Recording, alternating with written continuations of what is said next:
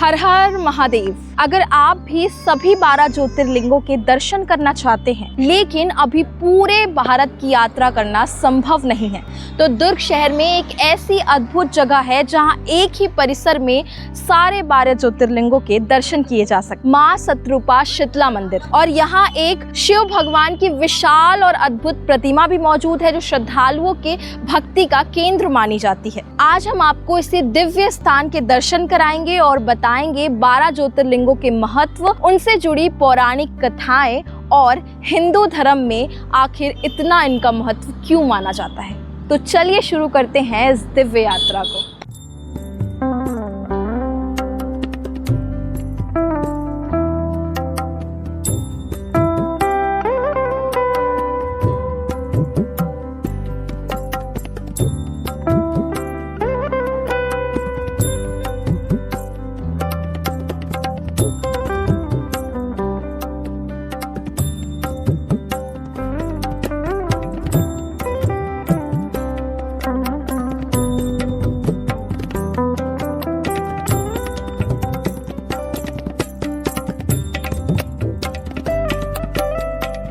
ये है पहला ज्योतिर्लिंग सोमनाथ। इसे सभी ज्योतिर्लिंगों में प्रथम स्थान प्राप्त है।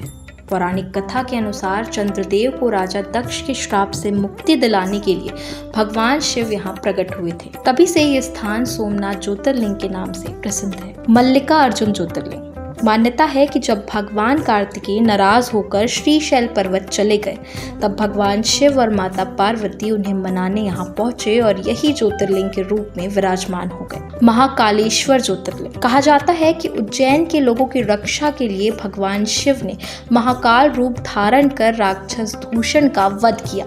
तभी से वे यहाँ महाकालेश्वर के रूप में पूजे जाते हैं। ये है ओमकारेश्वर ज्योतिर्लिंग। नर्मदा नदी के बीच ओम आकार के द्वीप पर स्थित इस धाम की मान्यता है कि देवताओं की प्रार्थना पर भगवान शिव यहाँ स्वयं प्रकट हुए थे। केदारनाथ ज्योतिर्लिंग। महाभारत के युद्ध के बाद पांडव भगवान शिव से क्षमा मांगने पहुंचे। भगवान शिव ने अंततः उन्हें यही दर्शन दिए और केदारनाथ ज्योतिर्लिंग के रूप में स्थापित हुए। भीमा शंकर ज्योतिर्लिंग। कथा के अनुसार भगवान शिव ने राक्षस भीम का वध कर भक्तों की रक्षा की और इसी स्थान पर ज्योतिर्लिंग के रूप में विराजमान हुए।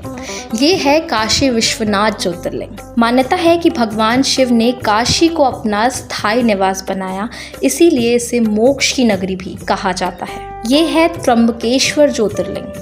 गौतम ऋषि की कठोर तपस्या से प्रसन्न होकर भगवान शिव यहाँ प्रकट हुए और गोदावरी नदी के अवतरण का आशीर्वाद दिया। ये है वैद्यनाथ ज्योतिर्लिंग। कहा जाता है कि रावण की कठिन तपस्या से प्रसन्न होकर भगवान शिव उसे शिवलिंग देना चाहते थे, लेकिन परिस्थितियों के कारण वह यहीं स्थापित हो गए। नागेश्वर ज्योतिर्लिंग। इसके पीछे यह मान्यता है कि भगवान शिव ने अपने भक्त सुप्रिया की रक्षा के लिए यहाँ प्रकट होकर राक्षस दारुक का अंत किया था। ये है रामेश्वरम ज्योतिर्लिंग। लंका जाने से पहले भगवान श्री राम ने भगवान शिव की पूजा की और यहाँ शिवलिंग की स्थापना भी की। ये है घृणेश्वर ज्योतिर्लिंग। वो 12वां और अंतिम ज्योतिर्लिंग माना जाता है। कथा के अनुसार शिव भक्त खुष्मा की अटूट भक्ति से प्रसन्न होकर भगवान शिव यहाँ ज्योतिर्लिंग के रूप में प्रकट हुए। इस मंदिर में हमें एक आंटी दिखी जो कि बड़ी श्रद्धा से पूजा कर रही थी, तो हम उनसे बातचीत करते हैं और आपको दिखाते हैं।